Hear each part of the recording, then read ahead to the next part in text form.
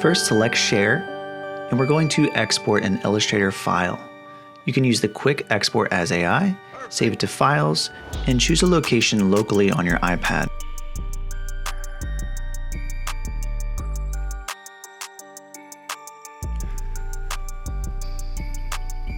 Change your view mode to have a transparent grid. Use the selection tool to select all of the shapes and parts of your design. Then select a color that will represent the vinyl decal, preferably one that will stand out on top of your image. Select Share, Publish Export, and then Export As. Let's change the file name to your last name, underscore, the color of the vinyl, and then transparent BG for background. Change the file format to PNG and make sure the background says transparent.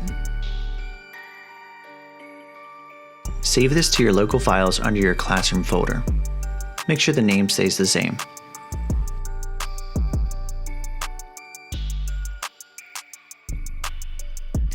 Now let's open up Photoshop. Select Import Open and choose Photos. Find the wide-angle photo of the surface that you're going to place your vinyl. Then choose Import, Files, and locate the PNG with the transparent background. Scale this file so that the largest dimension is matching that of the surface area that it will be attached to. I'm going to scale my bounding box so that the left corners are matching that blue-gray background. Then you can use perspective to squeeze the image so it looks like it's on the plane matching this wall.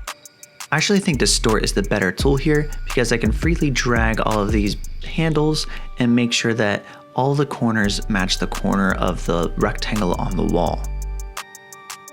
Select Done. Then I'm just going to go into my Properties panel and adjust the blending mode of the PNG file to just see if I can get a more realistic version so that way the light in the room looks like it's actually affecting the PNG. I'm going to select Share, Save Image, and I'm going to save this file as a flat JPEG to my photos. It's always a good idea to double check that your file actually saved. So I can open up my photos, see my original image, my vector, and my finished mockup.